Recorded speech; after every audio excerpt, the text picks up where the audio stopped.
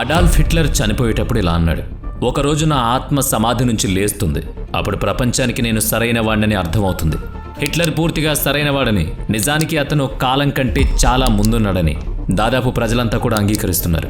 కానీ మరోవైపు ప్రపంచవ్యాప్తంగా ఉన్న కథనాలు, బ్లాగులు మరియు యూట్యూబ్ వీడియోలు హిట్లర్ను దుర్మార్గుడిగా చిత్రీకరించాయి. అయితే ఇక్కడ అసలు ప్రశ్న ఏంటంటే, అసలు నిజమేంటి? హిట్లర్ నిజంగా దుర్మార్గుడా లేదా గొప్పవాడా? నిజానికి హిట్లర్ పేరు విన్నప్పుడల్లా 3 విషయాలు మాత్రమే గుర్తుకొస్తాయి. మొదటిది, హిట్లర్ అనే ఈ ఒక్క వ్యక్తి లక్షలాది మందిని చాలా భయంకరమైన రీతిలో చంపేశాడు. రెండవది, అసలు ఈ హిట్లర్ అనే వ్యక్తి లేకుంటే రెండవ ప్రపంచ యుద్ధం అనేది జరిగి ఉండేది కాదు.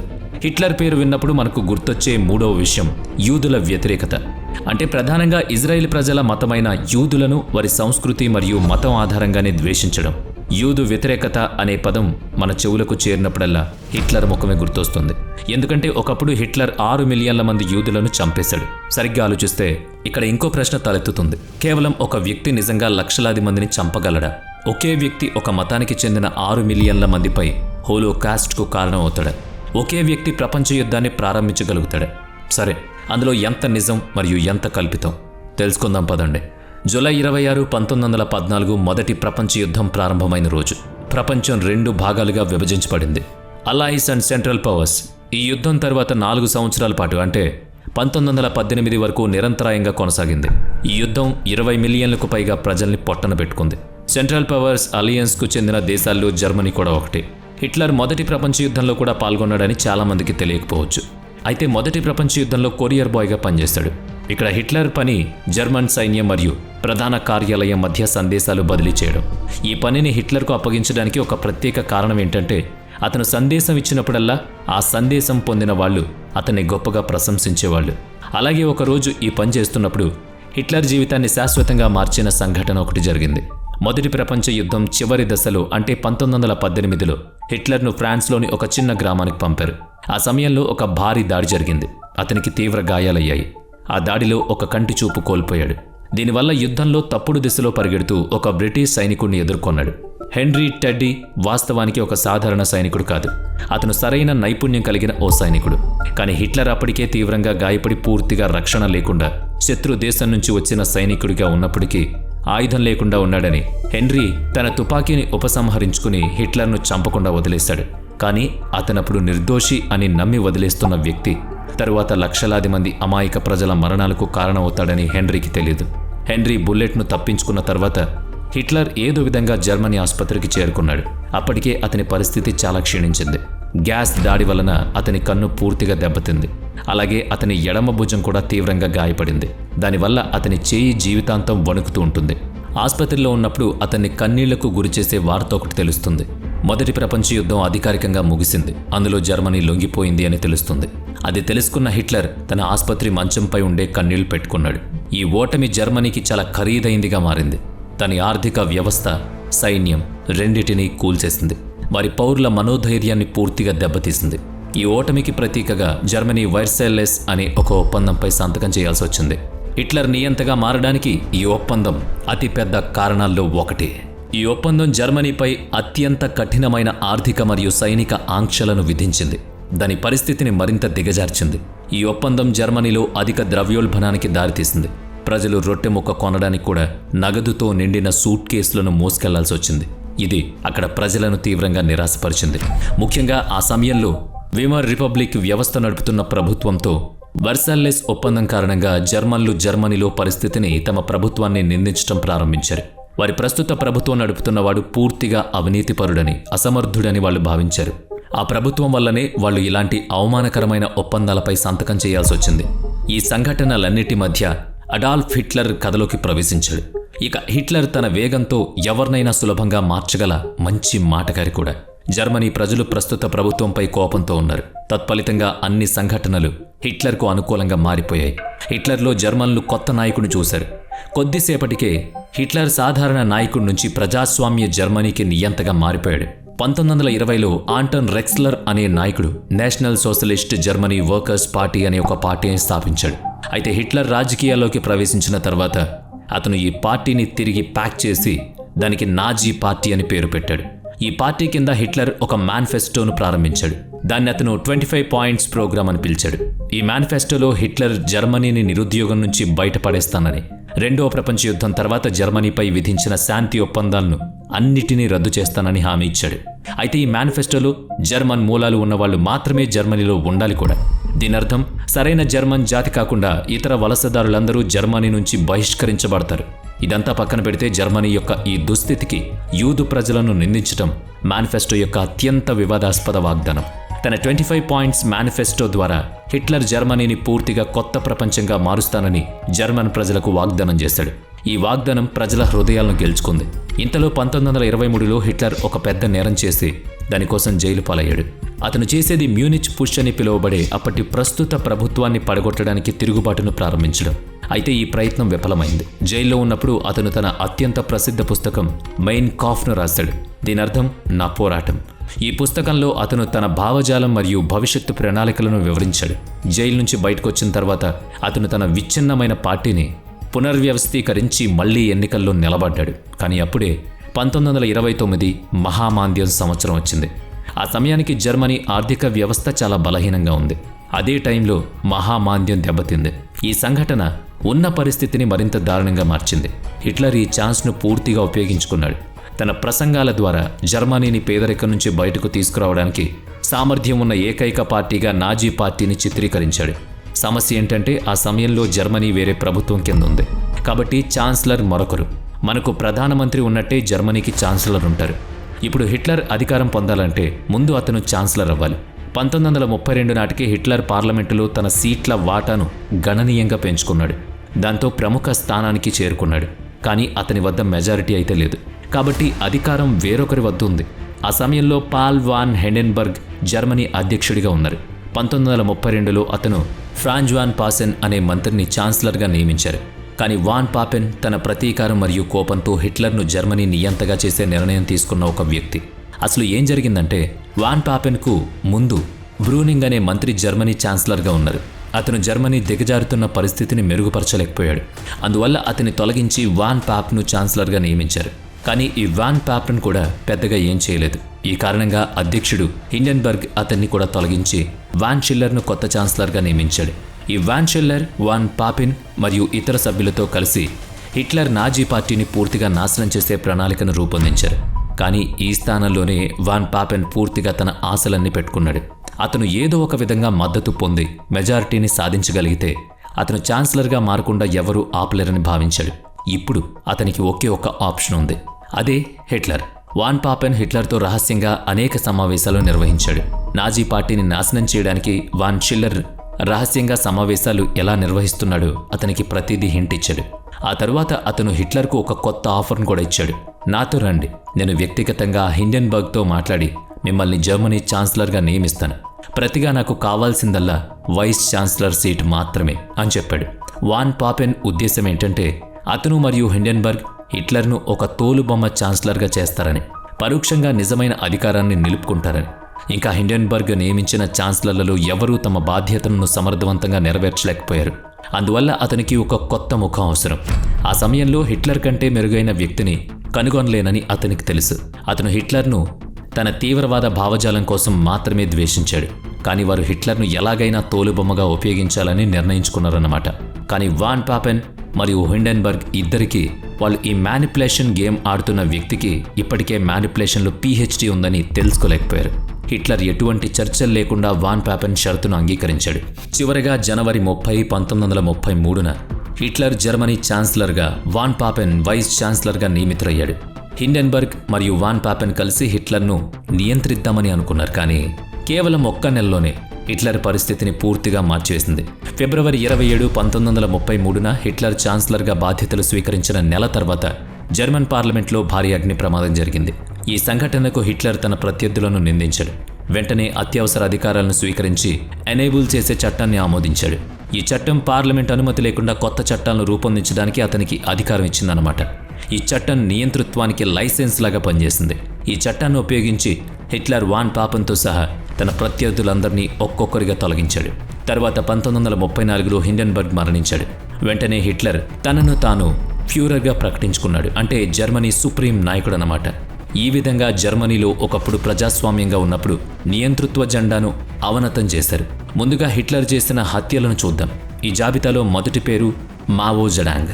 అతను కేవలం 2-3 సంవత్సరాల్లో లక్షలాది మంది మరణాలకు ఏకైక దోషిగా మారిన చైనా నాయకుడు. చైనాను వ్యవసాయ దేశం నుంచి పారిశ్రామిక శక్తి కేంద్రంగా మార్చడానికి మావో ఒక ప్రణాళికను రూపొందించాడు. అతని ప్రణాళికను గ్రేట్ లీప్ ఫార్వర్డ్ అని పిలుస్తారు. కానీ ఈ ప్రణాళిక ఎంత ప్రమాదకరమో ఎవ్వరూ ఊహించలేదు. ఈ ప్రణాళికను అమలు చేయడానికి అతను అక్కడి రైతుల భూములను బలవంతంగా లాక్కున్నాడు. అంటే అతను ప్రతి ఒక్కరి భూమిని ప్రభుత్వ నియంత్రణలోకి తెచ్చుకున్నాడనమాట. వారికి అనేక పనులు చెప్పేవాళ్ళు. ఉదాహరణకి అధిక ధాన్యం పండించడం, అధిక ఉక్కును ఉత్పత్తి చేయడం లాంటివే. నిజానికి ఈ పనిని ఒక్కరు కూడా పూర్తి చేయలేరు. కానీ అక్కడ అధికారులు తమ ప్రాణాలు కాపాడుకోవడానికి నకిలీ నివేదికలను సమర్పించడం మొదలుపెట్టారు. దీని ఫలితంగా 1959 మరియు 1961 మధ్య చైనాలో తీవ్ర కరువు వచ్చింది. దాదాపుగా 30 మిలియన్ల నుంచి 40 మిలియన్ల మంది ఆకలితో చనిపోయారు. ఆ సమయంలో మిగిలిన ప్రజలు వేరే ఏం చేసేది లేక ఆకులు కూడా తినడం మొదలుపెట్టారని, కొన్ని చోట్ల మట్టి తిన్నారని చెప్తూ ఉంటారు. ఇంకా భయంకరమైన విషయం ఏంటంటే మావో ప్రణాళికను వ్యతిరేకించిన వారిపై సాంస్కృతిక విప్లవం అనే ప్రచారాన్ని ప్రారంభించారు. ఆ ప్రచారంలో అతను చాలామంది విద్యార్థులను మరియు సాధారణ ప్రజలను ఎవరిని వదిలిపెట్టలేదు. ఇది వేలాది మంది మరణానికి దారితీసింది. ఈ జాబితాలో రెండవ పేరు అప్పటి యుఎస్ఎస్ఆర్, నేటి రష్యా నియంత జోసెఫ్ స్టాలిన్.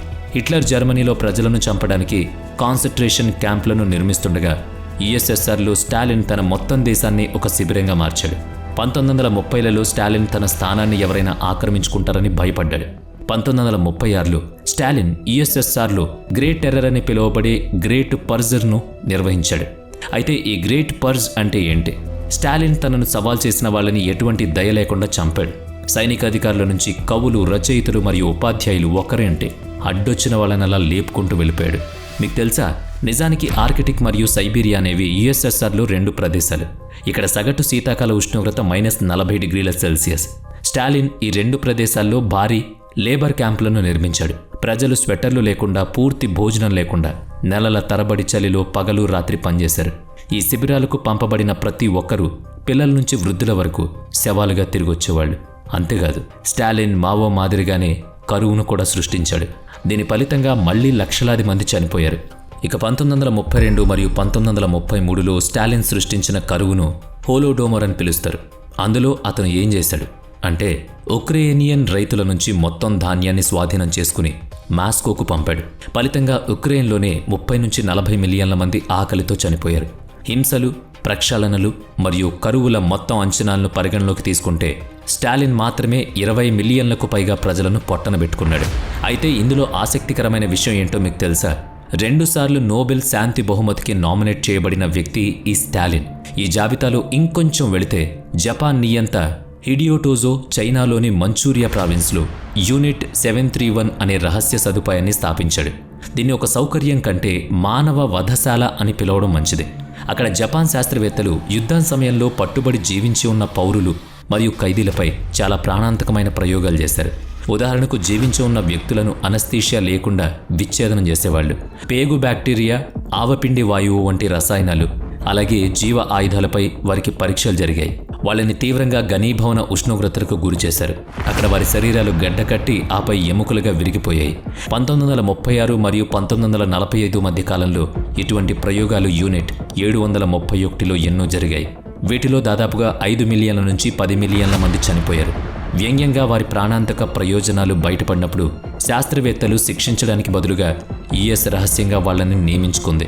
వారి నైపుణ్యాన్ని తన సొంత ప్రయోజనం కోసం ఉపయోగించుకుంది. ఈ జాబితాలో Pol Pot, Ismail Pasha, Winston Churchill, Leopold II ఇలాంటి వాళ్ళు ఉన్నారు. వీళ్ళంతా కనీసం 2 మిలియన్ల మందిని చంపిన వాళ్ళు. నిజానికి ఇక్కడ ఒక ప్రశ్న తలెత్తుతుంది. సామూహిక హత్యల గురించి చర్చించినప్పుడు ఎప్పుడు హిట్లర్ పేరు మాత్రమే ఎందుకు గుర్తొస్తుంది? వీరి పేర్లు ఎందుకు రావు? హిట్లర్ మరియు ఈ ఇతర నియంతల మధ్య ఏకైక తేడా ఏంటి?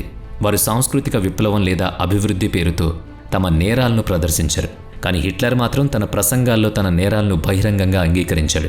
అందువల్ల అందరూ అతన్ని లక్ష్యంగా చేసుకోవడం చాలా సులభం. మీరు 2వ ప్రపంచ యుద్ధాన్ని అధ్యయనం చేస్తే మిత్రరాజ్యాల శక్తులు, బాంబు దాడులు మరియు కరువు, లెక్కలేనన్ని అమాయక ప్రజల మరణాలు ఇవే ఉంటాయి. కానీ వాళ్ళు చేసిందంతా చెడును ఆపడానికి అనేలా సృష్టించి వారి నేరాలను కప్పిపుచ్చుకున్నారు. దీనికోసం వాళ్ళకి ఓ కేంద్రీకృత విలన్ అవసరం. అతనే హిట్లర్. ఫోర్డ్ మోటార్ కంపెనీ వ్యవస్థాపకుడు హెన్రీ ఫోర్డ్ ఆ సమయంలో హిట్లర్ ఇష్టపడిన ఏకైక అమెరికన్. అతన్ని ఇష్టపడమే కాకుండా జర్మనీలో విదేశీయులకు మాత్రమే ఇచ్చే అత్యున్నత పథకం అయిన grand cross of the German ఈగల్ను కూడా అందుకున్నాడు. హిట్లర్ 1938లో హెన్రీ ఫోర్డ్ను ఈ పథకంతో సత్కరించాడు. హిట్లర్ యొక్క ప్రసిద్ధ పుస్తకం మెయిన్ కఫ్లో కూడా అతను తనకు హెన్రీ ఫోర్డ్ అంటే ఇష్టం అని మెన్షన్ చేశాడు. హెన్రీ ఫోర్డ్ పట్ల హిట్లర్కు అంత సాఫ్ట్ కార్నర్ ఎందుకుంది అంటే దీనికి కారణం హెన్రీ ఫోర్డ్ యూదులకు వ్యతిరేకంగా చేసిన యూదు వ్యతిరేక రచనలు. బ్యాంకులు, మీడియా మరియు ప్రధాన యూనిట్లతో సహా దాదాపుగా ప్రభావవంతమైన ప్రతి దాన్ని యూదు సమాజం నియంత్రిస్తుందని, వాళ్ళు పరోక్షంగా ప్రచారాన్ని నడిపిస్తారని నమ్మాడు. అందుకే 1918లో హెన్రీ ఫోర్డ్ దివాలా అంచుకున్న డియాబోర్న్ ఇండిపెండెంట్ అనే వార్తాపత్రిక కంపెనీని కొనుగోలు చేశాడు. 1920 నుంచి 1924 వరకు అతను ఈ వార్తాపత్రిక ద్వారా the international zoo, the world's problems అనే సిరీస్ను మొదటి పేజీలో ప్రచురించడం ప్రారంభించాడు. ఇది అమెరికాలోనే కాకుండా ప్రపంచవ్యాప్తంగా లక్షలాది మంది యూదులు నిజంగా ప్రపంచానికి ముప్పు అని నమ్మేలా చేసింది. హెన్రీ ఫోర్డ్ యొక్క యూదు వ్యతిరేక వైఖరిని హిట్లర్ బాగా ఆరాధించాడు. ఇప్పుడు హిట్లర్ మరియు హెన్రీ ఫోర్డ్ వాళ్ళని ఇంతగా ద్వేషించడానికి యూదులు ఏం చేశారు అంటే హిట్లర్ తన యూదు వ్యతిరేక స్వభావానికి అపఖ్యాతి పాలయ్యాడు. ఇది మనకు అర్థం కావాలి అంటే మనం కొంచెం వెనక్కి వెళ్ళాలి. యూదులపై హింస జర్మనీకే పరిమితమయ్యిందని, అది కూడా హిట్లర్ కారణంగా అని అందరూ అనుకుంటారు. కానీ ఇది కథలో 0.1% మాత్రమే. మిగిలిన 99.9% కథ మొత్తం వేరు. దీని ప్రధాన స్రవంతి మీడియా ఎప్పుడూ మెన్షన్ చేయదు. ఇప్పుడు మొదట ఈ పట్టికను జాగ్రత్తగా చూడండి. సంవత్సరం కాలంలో మీరు 722 BC, 586 BC మరియు 1493, 1948లను చూస్తున్నారు కదా. ఈ సంవత్సరాల అర్థం ఏంటో మీకు తెలుసా? సరే, దానికి ముందు దేశానికి సంబంధించిన కాలంని చూద్దాం. రోమన్ సామ్రాజ్యం, ఇంగ్లాండ్, ఫ్రాన్స్, స్పెయిన్, ఆస్ట్రేలియా మరియు పోర్చుగల్ ఇవి యూదు సమాజాన్ని బహిష్కరించిన సంవత్సరాలు మరియు దేశాలు. అంటే ప్రపంచంలో ప్రతి మూలలో యూదులు నిరంతరం ఏదో ఒక దేశం నుంచి బహిష్కరించబడ్డారు. యూదులు నేటికి దీని గురించి ఫిర్యాదు చేస్తూనే ఉన్నారు కూడా. ఇక్కడ ముఖ్యమైన ప్రశ్న ఏంటి అంటే హిట్లర్కు వీటన్నిటికీ మధ్య ఉన్న సంబంధం ఏంటి? ఈ ప్రశ్నకు సమాధానం తెలుసుకోవడం చాలా ముఖ్యం. యూదులను దాదాపు ప్రతి దేశం నుంచి ఎందుకు బహిష్కరించారు? మునుపటి రోజుల్లో యూదులను బహిష్కరించడానికి ముఖ్య కారణం వారి మతం. యూదు మతం, క్రైస్తవ మతం మరియు ఇస్లాం. ఈ మూడు మతాలను అబ్రహామిక్ మతాలు అంటారు. ఈ మూడు మతాల మధ్య కొన్ని మతపరమైన వైరుధ్యాల కారణంగా వాటి మధ్య విభేదాలుండేవి. బైబిల్ యొక్క కొత్త నిబంధన ప్రకారం యేసుక్రీస్తుకు యూదులే సిలువ వేశారు, అంటే చంపారు. ఈ మతపరమైన సంఘర్షణ కారణంగా మైనారిటీ సమాజమైన యూదులను వివిధ దేశాల నుంచి బహిష్కరించారు. వాళ్ళు ఎటువంటి ఉద్యోగాలు పొందలేకపోయారు. సమాజంలో వారికి తగిన గౌరవం లేదు. అందుకే వ్యవస్థ వాళ్ళని అంగీకరించకపోవడంతో వారు తమ సొంత వ్యవస్థను సృష్టించుకున్నారు. ఇది మనుగడకు సంబంధించిన విషయం కాబట్టి వారు సాధ్యమయ్యే ప్రతి వ్యాపారంలోకి ప్రవేశించడం మొదలుపెట్టారు. ఈ వ్యక్తులు ప్రతి రంగంలోకి ప్రవేశించి చాలా డబ్బు సంపాదించారు. మనీ లాండరింగ్, వ్యభిచారం, కళ, వినోదం, బ్యాంకింగ్ ఇలా ఎన్నో. నేటికి దాదాపుగా ప్రతి అగ్రశ్రేణి కంపెనీని కలిగి ఉన్నారు. Goldman Sachs, BlackRock, Vanguard, Warner Brothers, Universal Pictures, Meta, Dell, Oracle ఇలా వారి జాబితా కొనసాగుతూనే ఉంది. అయితే దీని అర్థం ఏంటి? సెంట్రల్ బ్యాంకింగ్ నుంచి మీడియా వరకు, వినోదం నుంచి చమురు వరకు ఈ రంగాలన్నిటినీ ఎవరు నియంత్రిస్తారో వాళ్ళు మొత్తం ప్రపంచాన్ని సులభంగా నియంత్రించవచ్చు. అయితే హిట్లర్కు వీటన్నిటితో సంబంధం ఏంటి? నేను మొదట్లో చెప్పినట్టుగా హిట్లర్ మొదటి ప్రపంచ యుద్ధంలో జర్మనీ సైడ్ ఉండి పూర్తిగా పోరాడాడు. కానీ తర్వాత జర్మనీ యుద్ధంలో ఓడిపోయిందని అతనికి తెలిసిందే. ఆ సమయంలో జర్మనీలో చర్చనీయాంశమైన మరో అంశం ఏంటి అంటే మొదటి ప్రపంచ యుద్ధంలో జర్మనీలోని యూదు సమాజం శత్రు దేశాలకు మద్దతిచ్చి వారి స్వంత దేశానికి ద్రోహం చేసిందని. చాలామంది దీన్ని తిరస్కరించినప్పటికీ ఆ సమయంలో అది చర్చనీయాంశంగా మారింది. రెండవది, జర్మనీ యుద్ధంలో ఓడిపోవడం దాని ఆర్థిక వ్యవస్థను మరియు మొత్తం పరిస్థితిని తీవ్రంగా నాశనం చేసింది. మూడవది, ఒక చిన్న యూదు జనాభా జర్మనీ యొక్క మెజారిటీ సంస్థను నియంత్రించింది. నాలుగవది, హిట్లర్ అత్యంత నైపుణ్యం కలిగిన కళాకారుడు. అతను ఎన్నో ఆకర్షించే చిత్రాలను సృష్టించాడు. 1908లో అతను వియన్నా విశ్వవిద్యాలయానికి వెళ్ళినప్పుడు అతనికి ప్రవేశం నిరాకరించబడింది. ఇప్పుడు హిట్లర్ ప్రవేశాన్ని నిరాకరించిన ప్రొఫెసర్ ఒక యూదుడు. ఐదవది, నేను చెప్పినట్లుగా మతపరమైన వైరుధ్యాల కారణంగా క్రైస్తవులకు మరియు యూదులకు మధ్య ఎల్లప్పుడూ వివాదం ఉండేది. కాబట్టి హిట్లర్ రాజకీయాల్లోకి ప్రవేశించినప్పుడు తాను అధికారంలోకి రావాలనుకుంటే ప్రజలను ఆకర్షించే సమస్యను తాను స్వాధీనం చేసుకోవాలని అతనికి తెలుసు. మతపరమైన సంఘర్షణల కారణంగా జర్మన్లు ఇప్పటికే యూదుల పట్ల ద్వేషాన్ని పెంచుకున్నారు. ఇంకా మొదటి ప్రపంచ యుద్ధం సమయంలో యూదులపై ఆరోపణలున్నాయి. యూదులు సూక్ష్మ మైనారిటీ వర్గం. హిట్లర్ తనను తాను రాజకీయ నాయకుడిగా నిలబెట్టుకోవడానికి ఇది ఒక శక్తివంతమైన అవకాశం. అతను తన ప్రసంగాల ద్వారా యూదులపై ద్వేషాన్ని బహిరంగంగా వ్యాప్తి చేయడం ప్రారంభించాడు. ఇప్పుడు హిట్లర్ విషయానికి తిరిగొద్దాం. యూదు వ్యతిరేకత, యూదుల పట్ల ద్వేషం, అందుకే హిట్లర్ ప్రపంచవ్యాప్తంగా ద్వేషించబడ్డాడు.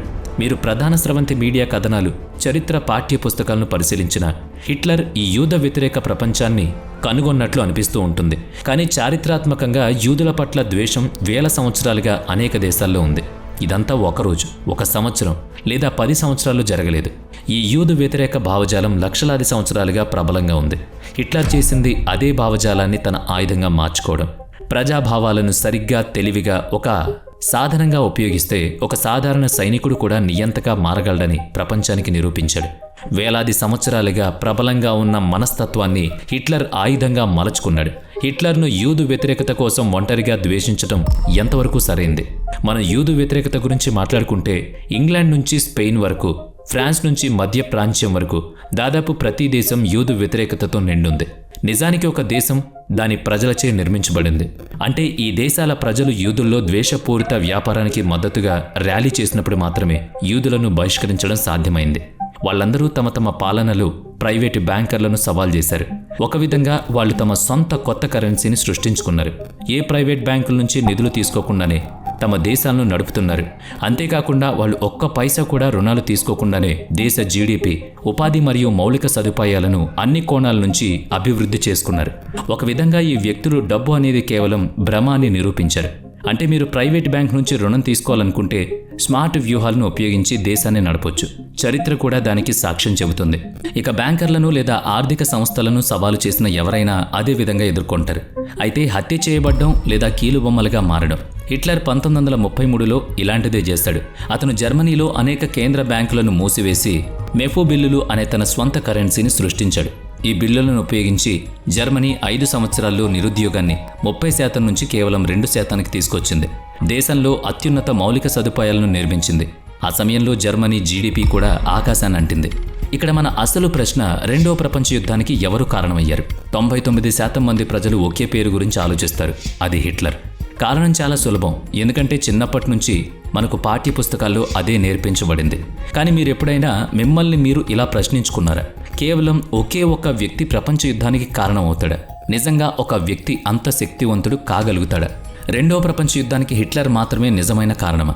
1918 మొదటి ప్రపంచ యుద్ధం ముగుస్తుంది. మిత్ర రాజ్యాలు గెలుస్తాయి, ఈ దేశాలు ఓడిపోతాయి. ఇప్పుడు ఓడిపోయిన దేశాలు చాలా అవమానకరమైన అణచివేత ఒప్పందాలకు గురవుతాయి. ఉదాహరణకు, నేను ఈ డాక్యుమెంటరీ ప్రారంభంలో ఒక ఒప్పందం గురించి చెప్పాను.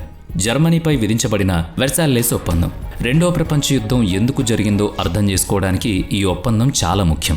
వెర్సాయిల్లెస్ ఒప్పందం పేరుకి శాంతి ఒప్పందం మాత్రమే, కానీ వాస్తవానికి ఇది జర్మనీని కొంగదీసిన ఒక ఒప్పందం. ఈ ఒప్పందం ప్రకారం జర్మనీ యుద్ధాన్ని ప్రారంభించిందని చెప్పబడింది. అందువల్ల జర్మనీపై తీవ్రమైన నష్టపరిహారాలు విధించబడ్డాయి. దాని బంగారు నిల్వలు, దాని పరిశ్రమలు, గౌరవం ప్రతిదీ నాశనం చేయబడ్డాయి. ఇది మాత్రమే కాకుండా దాని సైన్యం మరియు నావికాదళం రెండూ రద్దు చేశారు. దాని సరిహద్దులను కూడా కృత్రిమంగా తిరిగి గీయబడ్డాయి. అదేవిధంగా అవమానకరమైన మరియు భయంకరమైన ఒప్పందాలు ఆస్ట్రియా మరియు హంగేరీతో కూడా చేయబడ్డాయి. అందువల్ల ఈ ఒప్పందాలు ఈ దేశాల భవిష్యత్తును మాత్రమే కాకుండా ఈ దేశాల్లోని ఒక తరం భవిష్యత్తును నాశనం చేశాయి. చాలామంది ప్రజలు ఆకలితో చనిపోయారు, నిరుద్యోగంలో కూరుకుపోయారు. దేశ ఆర్థిక వ్యవస్థ పతనమైంది. అందుకే వారి హృదయాల్లో కోపం పెరిగిపోయింది. ఈ పతనాన్ని సరిచేయగల నాయకుడి కోసం వాళ్ళు ఎదురు చూస్తున్నారు. అప్పుడే హిట్లర్ రంగంలోకి దిగాడు. జర్మనీ చాలా సంవత్సరాల ఈ ఒప్పందాలను సహిస్తూ మౌనంగా ఉంది. మరేదైనా ప్రధాన దేశం దాని స్థానంలో ఉంటే రెండవ ప్రపంచ యుద్ధం చాలా కాలం క్రితమే ప్రారంభమై ఉండేది. హిట్లర్ ఉద్దేశాలు ఏమైనప్పటికీ, మంచి లేదా చెడు, అతను ఎంచుకున్న మార్గం మారణహోమాలు, గ్యాస్ బాంబర్లు మరియు అతను ఏర్పాటు చేసిన హోలోకాస్ట్ ఖచ్చితంగా భయంకరమైంది. కానీ నిజానికి ఇక్కడ హిట్లర్ మాత్రమే విలనా అంటే దానికి సమాధానం కాదు. ఉమ్మడి వీలునామా ఎలా? ఇంత పెద్ద యుద్ధం కేవలం ఒకే వ్యక్తి పని కాదు, మొత్తం వ్యవస్థ పాల్గొన్నప్పుడు మాత్రమే ఇటువంటి యుద్ధాలు జరుగుతాయి. BMW, పోషే, IBM మరియు ఓక్స్ వ్యాగన్ వంటి కంపెనీలు హిట్లర్కు ప్రత్యేకంగా లేదా పరోక్షంగా మద్దతునిచ్చారు. IBM యూదులను గుర్తించి చంపడానికి సహాయపడే సాంకేతికతను కనిపెట్టింది. రెండవ ప్రపంచ యుద్ధం లేదా హోలోకాస్ట్లో మరణాలకు ఈ కంపెనీలు సమానంగా బాధ్యత వహించలేదా? మరో విషయం ఏంటంటే, హిట్లర్ ఒకడే దుష్టుడు కాదు. చైనా, భారత భూభాగాన్ని స్వాధీనం చేసుకున్నట్టే హిట్లర్ పోలాండ్, ఆస్ట్రేలియా, ఫ్రాన్స్ మరియు బెల్జియంలోని కొన్ని ప్రాంతాలతో సహా అనేక దేశాల భూభాగాలను, జర్మనీ భూభాగాలను విస్తరించడానికి స్వాధీనం చేసుకున్నారు. ఈ చర్యలు రెండవ ప్రపంచ యుద్ధానికి ప్రధాన కారణాల్లో ఒకటిగా పరిగణించబడుతుంది. దీని కారణంగా ఈ యుద్ధానికి పూర్తి నింద హిట్లర్పై వేయబడింది. కానీ ఈ దేశాలపై దాడి చేసే ముందు ఇంగ్లాండ్ హిట్లర్తో యునిక్ అగ్రిమెంట్ అనే ఒప్పందంపై సంతకం చేసిందనే వాస్తవాన్ని ఎవ్వరూ చర్చించరు. ఈ ఒప్పందం ప్రకారం ఇంగ్లాండ్ హిట్లర్కు చెక్ రిపబ్లిక్తో తనకు కావాల్సింది చేయడానికి స్వేచ్ఛనిచ్చింది. రెండో ప్రపంచ యుద్ధాన్ని ప్రేరేపించడానికి ఇంగ్లాండ్ కూడా అంతే బాధ్యత వహించలేదా? దీంతో పాటు మరొక ముఖ్యమైన విషయం ఏంటి అంటే, హిట్లర్ ఇతర దేశాలపై దాడి చేస్తూ జర్మన్ భూభాగాలను విస్తరించినప్పుడు అది జపాన్, చైనా మరియు కొరియాలో విధ్వంసం సృష్టిస్తుంది. ఆసియాలో తన సొంత సామ్రాజ్యాన్ని విస్తరించుకోవాలని చూస్తోంది. సోవియట్ యూనియన్ మెలోటో రిబ్బన్ అనే ఒప్పందంపై సంతకం చేసింది. ఈ ఒప్పందంలో జర్మనీ మరియు సోవియట్ యూనియన్ పోలాండ్ను సగానికి విభజించడానికి అంగీకరించాయి. ఇక్కడ మాత్రమే కాదు, ప్రపంచవ్యాప్తంగా వివిధ దేశాల్లో ఇలాంటి తప్పిదాలు జరుగుతున్నాయి.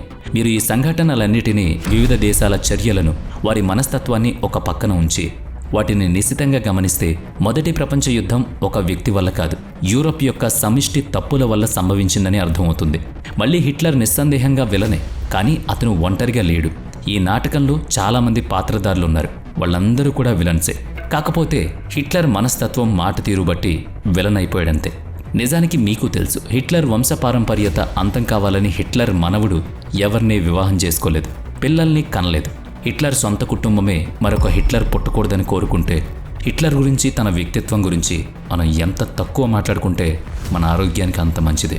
వీడియో నచ్చితే లైక్ చేయండి, షేర్ చేయండి. ఇప్పటి వరకు మన ఛానల్ని సబ్స్క్రైబ్ చేయనట్లయితే ఇప్పుడే సబ్స్క్రైబ్ చేసుకుని పక్కనే ఉన్న బెల్ ఐకాన్పై క్లిక్ చేయండి. నెక్స్ట్ వీడియోలో మళ్ళీ కలుద్దాం. Thanks for watching.